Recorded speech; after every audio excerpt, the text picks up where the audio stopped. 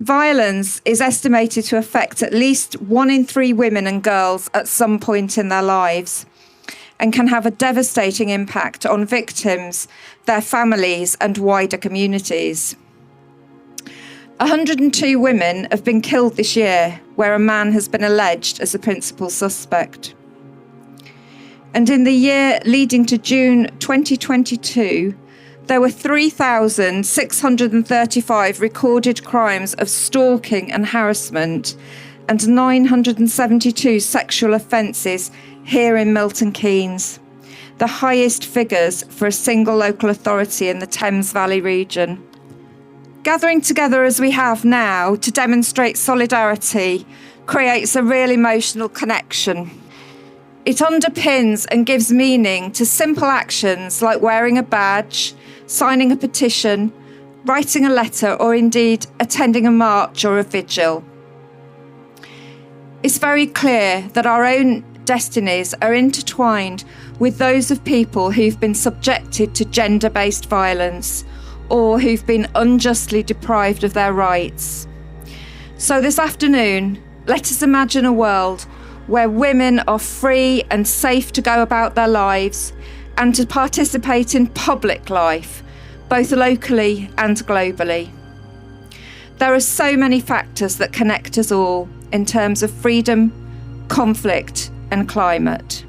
Our speakers today will read some stories, poems, and give their own testimony. They are Nana Oguntola, who will read from her book, Mine to Give, which tells the stories of young women from the Gambia and her own story. Councillor Emily Darlington will tell us about making Milton Keynes a white ribbon city. Detective Superintendent Kelly Gardner will introduce the new Violence Against Women strategy.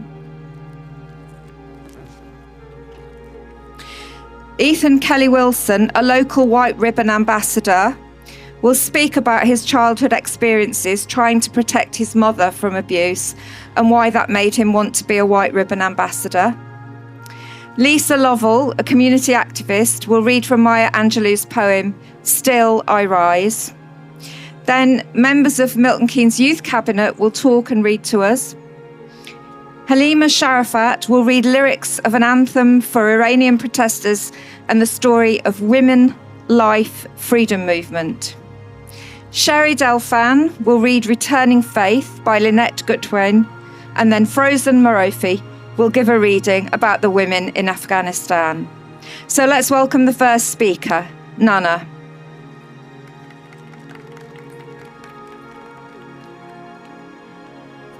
Thank you very much. Good evening.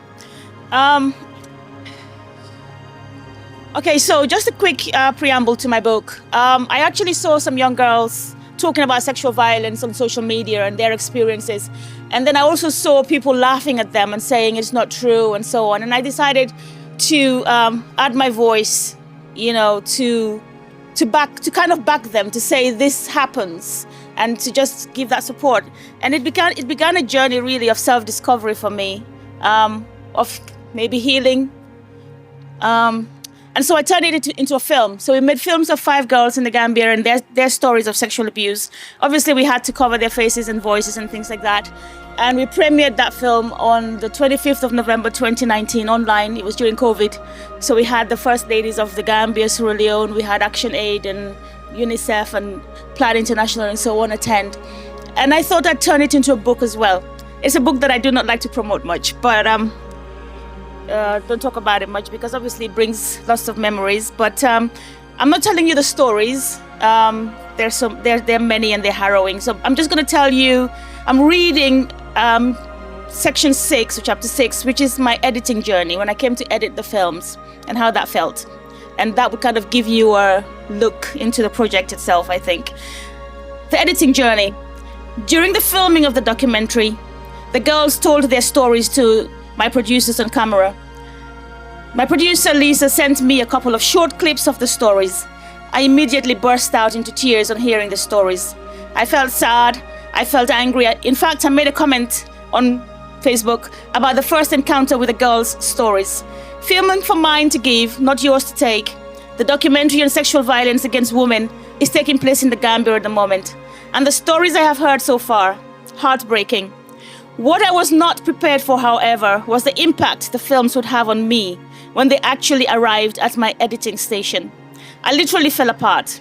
My observation was, I've started editing the documentary on sexual violence against women, Mind to Give.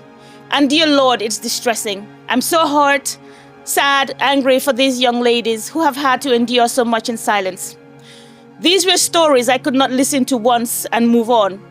I had to listen to them once, then cut them up, then re-edit them, then reposition them, then add dramatizations, then subtitle the same story over and over again. I felt like someone had a razor blade to my wrist, and they were constantly cutting me in the same place over and over. I was bleeding, I was in pain, but I could not stop. Many times I would stop, place my head on my desk and cry for a few minutes, then return to the edit. All I wanted to do was stop editing, get up from my chair, walk out of the studio, get into my car, drive away and never touch the project again. But I couldn't. I had started it, so I had to return to the pain. On several occasions after editing, I'd return home and pour myself a Bacardi and Coke. For the first time in my life, I experienced the feeling of numbing your pain with alcohol.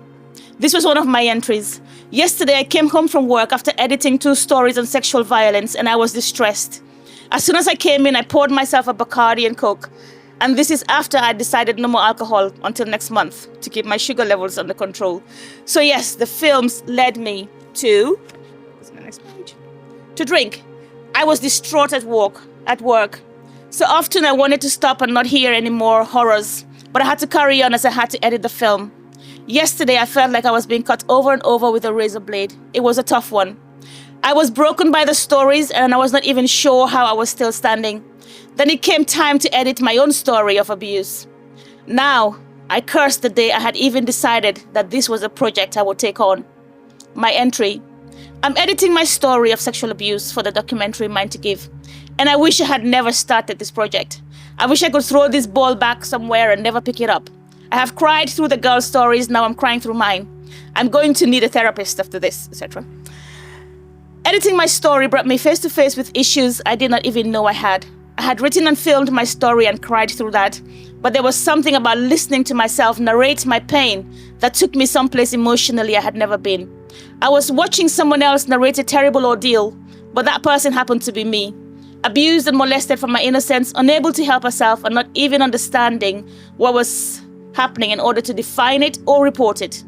I felt sorry for that little girl. I felt broken for that little girl. I cried for that little girl. This was the worst project I had ever worked on, and I hoped I would never have to deal with anything like this again. So, pretty harrowing. Thank you for your time. This is from my book, and 1 in 3 women are going through this. The WHO calls it rampant. It's a very serious situation. So thank you for your time, for coming here, and for standing with women and girls around the world. Thank you. Thank you. Emily?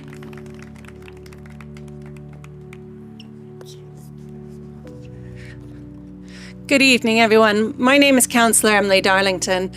I'm the cabinet member for adults, housing and healthy communities, but most importantly, I'm a mum of 2 girls here in Milton Keynes. Unfortunately, only 2% of reported rape cases even get to court right now. We have effectively legalised rape in this country. Unfortunately, rates of domestic abuse in Milton Keynes have gone up during COVID and continue to go up through the stress of the cost of living crisis. We need to do something differently. And all of us here, we are pioneers. We are pioneers to the city of Milton Keynes. We moved here to make a better city for ourselves, a better life for our family.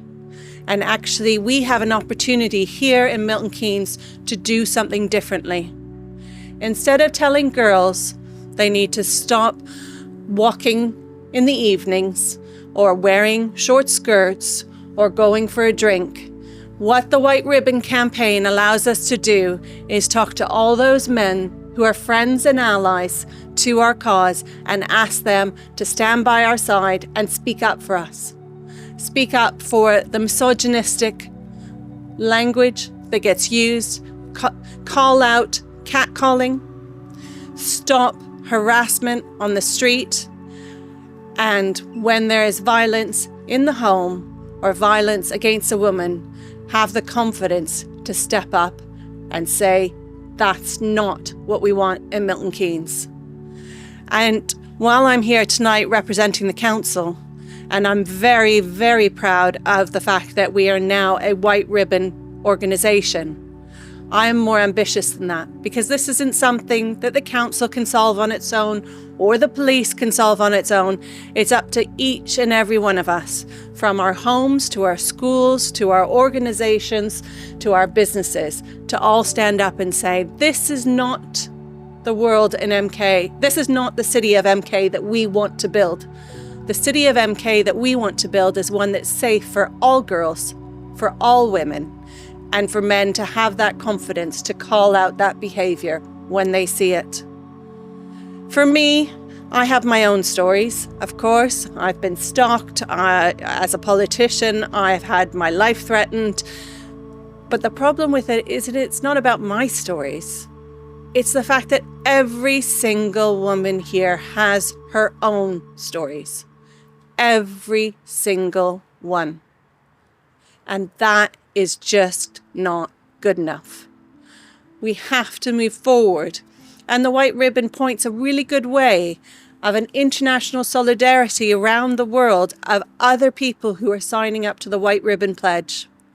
Today is the first day of the 16 days of action, but I'm really, really proud that partners across the city will be taking action during those 16 days. I'm really proud of our emergency service partners. The Blue Light Hub will be joining White Ribbon this week. Fire service, police service and ambulance service. I'm really proud that we've got the Dogs Trust and the Parks Trust on board, the Safety Centre on board, schools signing up, but we need more people to do it. I'm really, really proud that the MK Dons have signed up, because so much violence against women, unfortunately, is correlated around times of matches, of football matches. And for many men and boys, football players are their heroes. So these are powerful voices coming together across the city. But I believe this is just the start. If we're truly to make our streets safe, or if we're truly to make people, particularly women and girls, feel safe, then we need to be confident that if an incident happened to us, we have allies that will help step forward and prevent it from happening. I have to say, when we did this on Wednesday, I was absolutely moved by colleagues from across the council, across political divides, talking about the importance of this, and whether they were grandfathers or fathers or sons, knowing that this is something we have to do. I am so proud of the steering group within the council who represent every single thing that we do, looking at how we build the White Ribbon, not only into our own HR practices, but into our planning services, into our school programs, into everything else. And I hope tonight that you will all feel so inspired by the stories that you hear, that you'll be going back to your schools, to your workplaces, and saying, what more can we do to become White Ribbon, to sign up to White Ribbon, but also to create that change and create that city that we all want to see. So thank you all for being here today. Thank you all for your allyship, particularly the men who have stepped forward today. And I really, really believe that this is just the beginning of taking the actions that we need to create a city that is called the first White Ribbon City. Thank you. Good evening, everybody. It's an absolute honour and pleasure to be here, not just as a detective superintendent for Thames Valley, but also as somebody who grew up in Milton Keynes. I went to school here, my friends and my family live here, so everything that's already been said is absolutely true to my heart as well. The White Ribbon mission is to prevent violence against women and girls by addressing its root causes. It aims to change long established and harmful attitudes, systems and behaviours around masculinity that perpetrate gender inequality and men's violence against women. By wearing a white ribbon, we stand united in saying that we will never take part in, condone, or stay silent about violence towards any woman or girl. This time last year, our Police and Crime Commissioner, Matthew Barber, and Inspector Gail Tandy, who works on our Violence Against Women and Girls portfolio, spoke at this very event and pledged then to bring the White Ribbon campaign to Thames Valley Police. On International Women's Day back in March, Thames Valley Police stood by that pledge and became White Ribbon accredited. And today we officially launched our 3-year White Ribbon Action Plan. Our action plan builds upon the 4 pillars of our existing Violence Against Women and Girls strategy and action plan, and our Domestic and Abuse and Stalking action plan, to ensure we are delivering a consistent and well-invested approach to the White Ribbon Pledge. This plan includes training, increasing reporting, and supporting those who are victims and witnesses, those who are being victimised, as well as a robust response to the pursuit of those who perpetrate that violence against women and girls. This is also extended to within our own organisation. The relationship between the police and the public is critical in maintaining the principles of policing by your consent.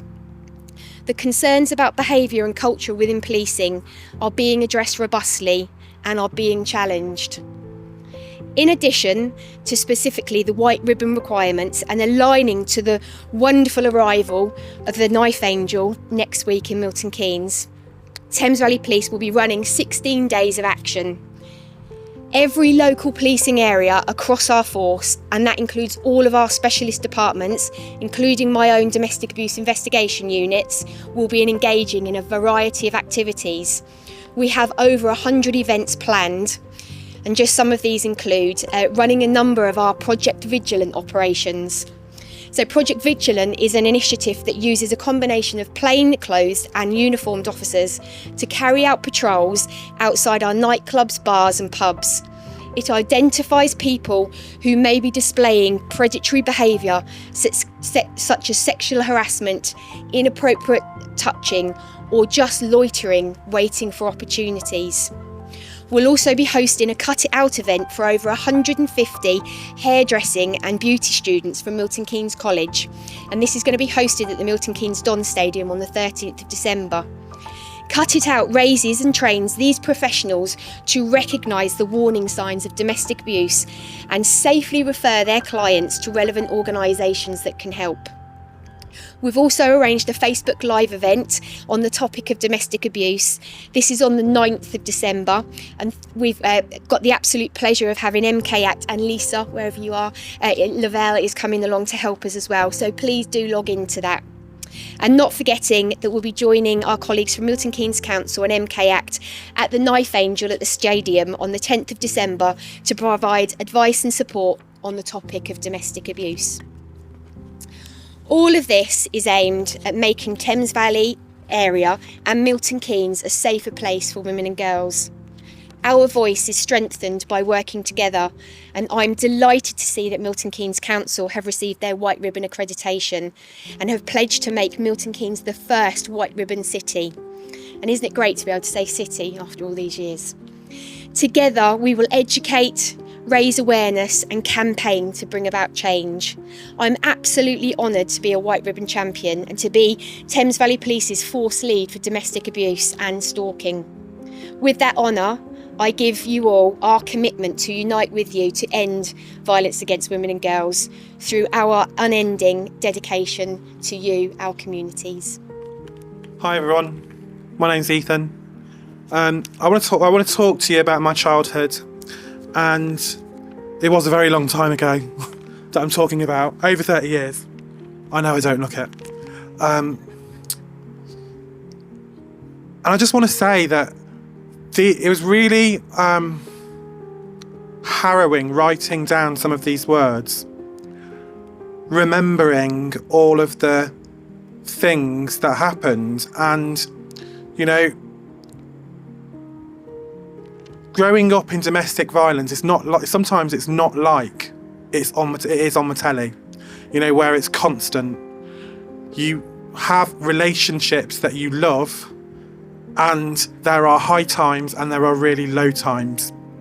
And hopefully I'm telling my mum's story, and hopefully it will have some form of impact. Okay.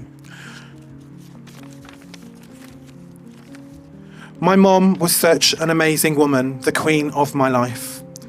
Although throughout her time with Dad, she struggled as a wife. Her husband, my dad, promised to honour and obey, but sometimes to her, he would have some pretty horrible words to say. When they got together in the 1960s, things started off fine. But there came a time when Dad's behaviour really crossed the line. He started criticising her in front of all her friends. It really broke her heart, especially when he would call her a bitch and a tart. My dad was, I suppose, what you would call a typical alpha male, but that is no excuse for the woman he went on to fail. When I was 11, it was New Year's Eve, but I had a night of hell. We went to a party, Dad got drunk, smashed up my mum, and landed up in a police cell. It did not stop there. Dad smoked drugs all the time. You see, in our culture, that was not really considered a crime. But drugs do affect people, especially in the head, and sometimes my mum got such a beating, I thought she would be dead. There were times when Dad would beat Mum up and he would fall asleep, and then upon my tiptoes from my bedroom, I would creep. I would go downstairs to phone my nan, always strong in faith, that she would send my uncle and aunt to make sure that we were safe. This story is harrowing, but I'm sure that you can deduce that this is the story of a family who suffered terrible abuse. I tell this story as I do not want another woman or child to suffer any pain, or for people to suffer in silence, which is completely inhumane. At 14, another fight, and he came to blows. I stepped between them. He punched me right on my nose. It is out of order when you just want to stop a fight, and me as a kid, I ended up with my mum's plight. I'm not saying there was never any love in our house, as Dad could make sure he could act as a charming spouse. But the problem is when Dad acts like that, you're constantly trying to bet which side of Dad tonight do you think that we will get. I was 17 when my mum could no longer put up with his wrath. She noticed him creeping behind her in the mirror and threw him in her bath. I am sure she wanted to kill him that night, but she resisted the temptation.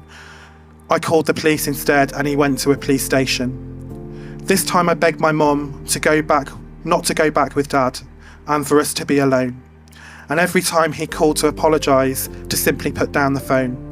I asked my mum why she put up with his behaviour for so long. You see, at that time, to her, being a single parent with colour kids was considered wrong. Mums really love their kids, you know. They give unconditional care. It's crazy to know that my mum put up with the beatings just so people would not stare. Once my mum left my dad, her life began to shine. She met my stepdad, who loved her so much and enjoyed 25 years of time. Ladies, if you are struggling right now, please let us know. We are ready to support you and we won't let go. We're from the Youth Cabinet of Milton Keynes. Milton Keynes Youth Cabinet strongly supports the accreditation of the Milton Keynes White Room campaign because domestic abuse was voted the big local issue in the Make Your Mark ballot in 2020. As a result, we launched our domestic abuse campaign in 2021 to 2022. Over the course of our campaign, we learned that on average, domestic abuse leads to 2 women being murdered each week. But this is so much more than a statistic. It's the livelihoods and the shocking reality of women all across our country. Walking with Fear, written by Charlotte Quinn. Walking home at night, anxious with every stride, wanting to get home fast because you missed your ride. You stop at a street lamp, glazing in the dark. Before you know it, there's the sound of a dog's bark. Hairs on the back of your neck, stand tall, putting you on edge. You feel something's near, but they're just playing fetch. No time to think or breathe, except don't fall apart. You say as you quicken your pace, feeling the beating of your heart. Pounding in your ears as the night swallows you, which heightens your fears. Suddenly you stop for breath and freeze. The night was your only comfort with this cold winter breeze. Footsteps echo behind you, but you can't turn around, and you're careful not to make a sound. Over your shoulder, flicking your eyes backwards to look, scared they might have mistook. Those steps as terror fills you with every breath. Could this be the walk that will cause your death? Finally reaching home and locking your door at last, alone, before realizing this is your life every day when you walk home alone. Doing this project and helping with the poem and doing the speech, I learned a lot about the experiences that the young women and girls from the schools experience. And statistic that suspends belief is that 8 out of 10 girls say they've been victims of sexual assault in the schools. That is a shocking figure. That terrifies me. As a male student that goes to a school, I don't think about those issues. And they happen all the time, every day. And I don't know the best way to stop it. The best way I know is to change men's attitudes, to change their mindsets. And the best way to do that is through positive role models, giving them, men who can show them what confidence, what it means to show that confidence, what it means to show love, to show compassion, to show care, and to show protection. We need those role models. They're important. Thank you. Good evening. I'm grateful to be able to say a few words here at the White Women event today. I am a survivor of childhood domestic abuse. My own lived experience brings me here. I wonder how many others here today are coming from a lived experience. If it not be your own lived experience, be the experience of a loved one, a friend, or a neighbour. This year's theme for International Women's Day was to break the bias. Unfortunately, we all know that there is a lot of bias in relations to crimes against women and girls. This year's themes for International Men's Day in the UK are making a positive difference to well-being and the lives of men and boys, and promoting positive conversations about men, manhood and masculinity. This resonates with White Ribbon Day. How are we going to put these themes together to build a legacy for our young people, where we can change narratives, change behaviours and change lives? We can start with a conversation to encourage others to stand together in the uncomfortableness of conversations, because that's where change happens. What will be your small action? Ripple, waves, rise, change. And yet I still rise. Still I rise. You may shoot me with your words. You may cut me with your eyes. You may kill me with your hatefulness, but still, like air, I rise. Out of the huts of history's shame, I rise. Up from a past that's rooted in pain, I rise. I am a black ocean, leaping and wide, welling and swelling, I bear with the tide. Leaving behind the nights of terror and fear, I rise.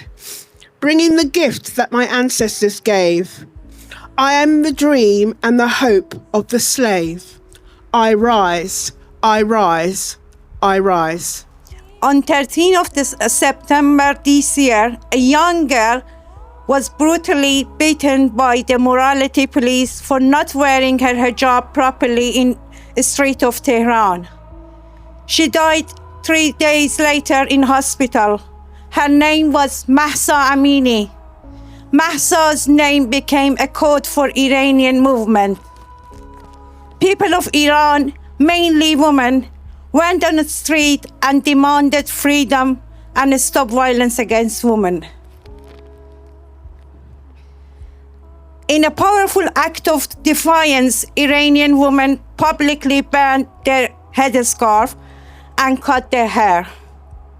Since Mahsa's death, over 400 people, including 57 children, being killed on the street, and countless men and women, from celebrities to students, artists, athletics, young and old, being arrested.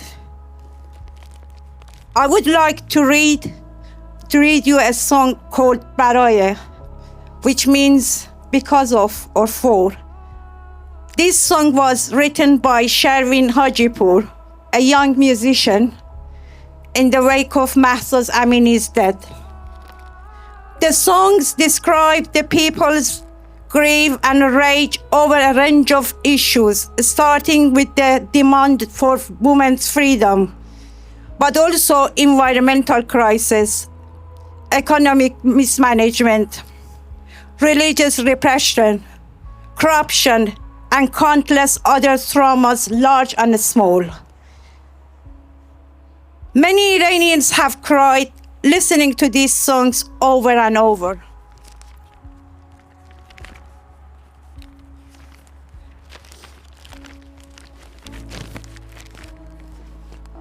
The song sums up the deep national sadness and the pain of Iranian dreams for a normal life.